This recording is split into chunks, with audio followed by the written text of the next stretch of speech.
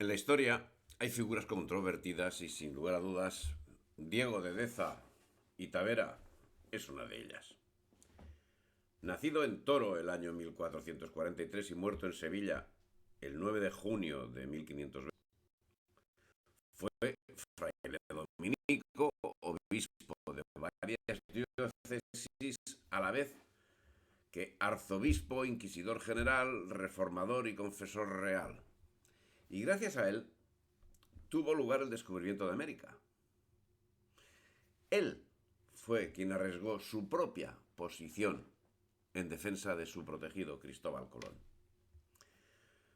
Todo eso desarrolló un hombre que sin duda fue humilde y misericordioso, siendo que fue conocido como padre de los pobres.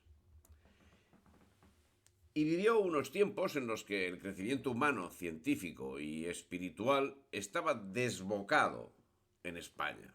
Así, con Hernando de Talavera, el cardenal Mendoza y el cardenal Cisneros, como primeros espadas y otros que les iban a la zaga, Deza se significó como reformador de la Iglesia española, al compás de lo que requería el empuje imparable de los reyes católicos. Llegaría a ser sucesor del desconocido, y digo bien, desconocido, inquisidor general Fray Tomás de Torquemada, y en el desarrollo de su función, siguiendo los pasos de su antecesor, fue fiel defensor de la ortodoxia que, aun habiendo vivido graves conflictos, supo prevenir y controlar otros conflictos de no menor importancia. Pero su difícil tarea estaba asentada sobre una firme formación. Antes que inquisidor, fue catedrático de Salamanca, ciudad en la que ejerció como prior del convento de San Esteban, y fue luego rescatado por los reyes católicos para ser preceptor del príncipe don Juan y consejero real. Gran intelectual, era un firme defensor de la esfericidad de la Tierra, defendida desde la Grecia clásica, pasando por San Alberto Magno, por Santo Tomás de Aquino y por diversas instancias de la Iglesia, entre las que destacaba la Orden de los Predicadores.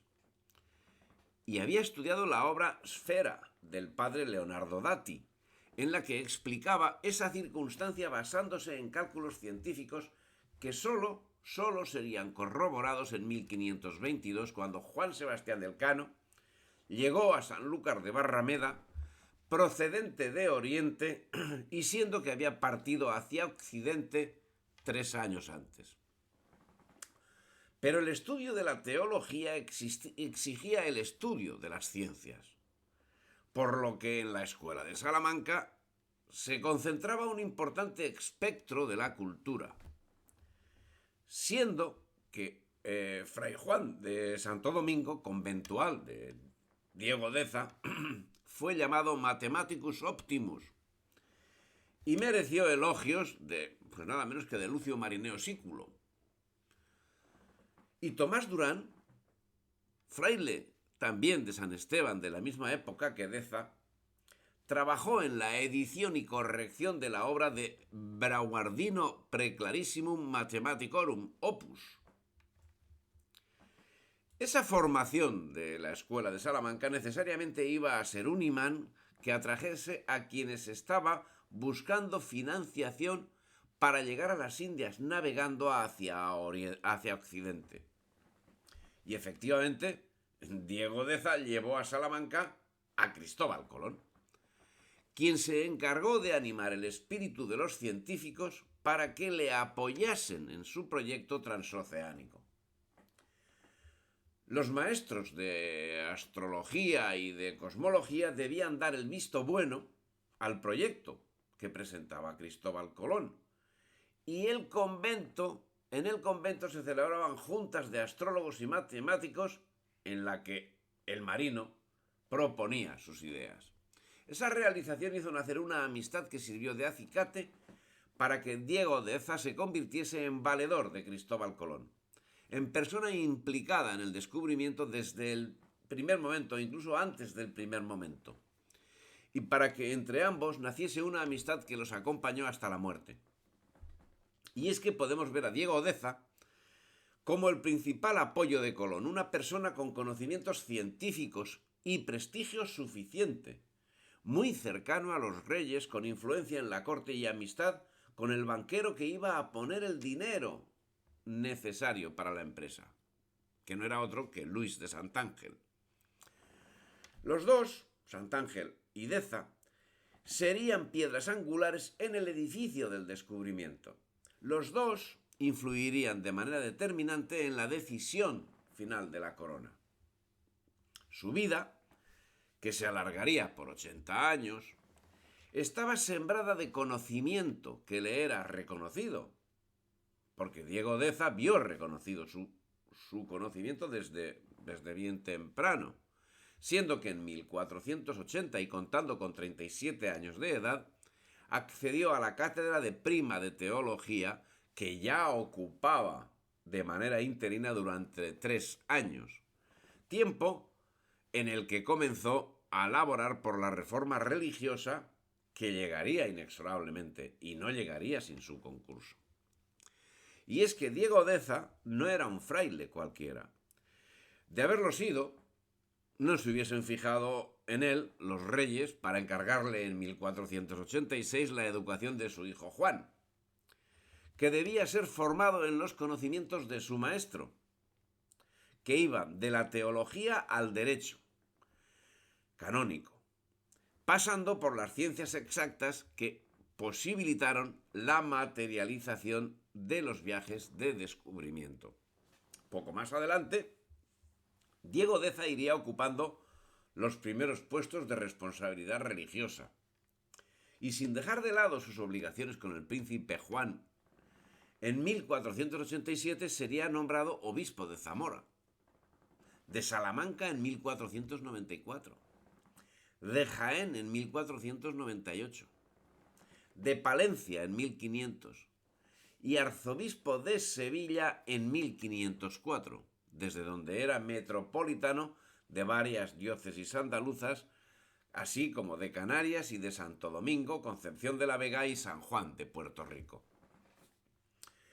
El 16 de septiembre de 1498 fallecía Fray Tomás de Torquemada y su puesto de inquisidor general fue ocupado por Diego Deza, que lo ejerció hasta 1508, siendo que en 1500 promulgaba las nuevas instrucciones sobre la actuación del Santo Oficio.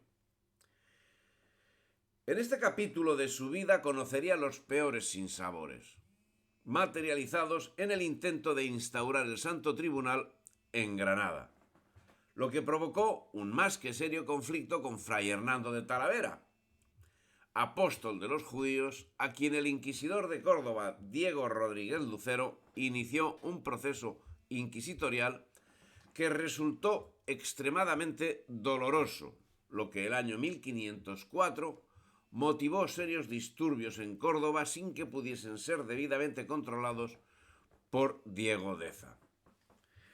Es el caso que Diego Rodríguez Lucero, tras fallecer la reina Isabel, cometió una serie de excesos sobre las personas que estaban en trámite de evangelización por parte de Fray Hernando de Talavera.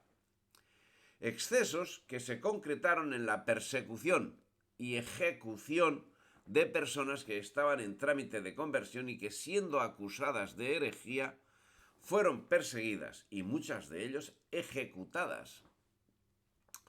Hasta el extremo que se calcula que las víctimas de Lucero, que sucumbieron entre diciembre de 1504 y mayo de 1506, en un año y medio prácticamente, sí, representan nada menos que más del 10% del total de relajados por la Inquisición en sus 350 años de existencia a lo largo de todo el imperio, en los 2 hemisferios.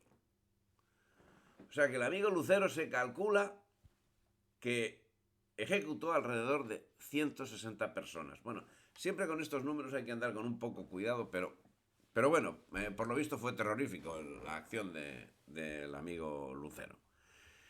No sabemos si llegaron a tantos, pero eso es lo que dicen los datos, porque hay datos que existen y hay datos que se suponen. Y entonces otros que se extrapolan y parece ser que esos son más extrapolados. Yo honestamente no he tocado el caso en concreto, ¿eh? Pero porque tampoco existen datos muy fehacientes. Se calcula sobre las 160 personas. Bueno, el caso es que la situación provocó el levantamiento armado del Marqués de Priego.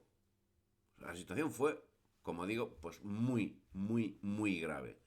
Tanto que, eso, el Marqués de Priego se levantó. ¿Quién era el Marqués de Priego? Pedro Fernández de Córdoba, que acabó asaltando la cárcel de la Inquisición. Cuidado, o sea, y la cárcel de la Inquisición era algo que a ver quién se ocurría a ver a quién se le ocurría tocarla. Pues bueno, pues a don Pedro Fernández de Córdoba, dada la situación, se le ocurrió. ¿Eh? Asaltó la cárcel de la Inquisición y puso en libertad a los presos y puso en fuga a Diego Rodríguez Lucero, el autor de ese desaguisado. Con la muerte de Felipe el Hermoso, volvió a reinar el rey Fernando, porque eso pasó durante el reinado de Felipe el Hermoso. Y el rey Fernando, ¿qué hizo? Pues inmediatamente depuró el aparato de la Inquisición, exigió responsabilidades por las actuaciones de Lucero y el inquisidor general no podía pasar de rositas ante esa situación. No estamos en la España de 2024 y fue depuesto de su cargo de inquisidor general, que fue sustituido por el cardenal Cisneros. En fin, gravísima mancha la del inquisidor Lucero, una gravísima mancha que pesa hasta hoy en el expediente excelente de la Santa Inquisición y en el de Diego de Deza, quien en otros ámbitos se señaló por magníficas actuaciones, entre las que debemos añadir a las expuestas la creación de los libros parroquiales de bautismo y de matrimonio, medio siglo antes de que lo ordenase el Concilio de Trento, o ser uno de los grandes teólogos del prerrenacimiento teológico español que prepara el siglo de oro de la teología hispana. Su principal obra teológica, resultado de su docencia en Salamanca y que luego se publicó en Sevilla el año 1517, es la llamada Novarum Defensionum. Murió Diego Deza cargado de méritos y de buenas obras, y con la grave mancha de Lucero en el monasterio. Murió en el monasterio de San Jerónimo de Buenavista cuando se dirigía a Sevilla el día 9 de junio del año 1523. Si te ha gustado el vídeo, dale me gusta, difunde y suscríbete al canal.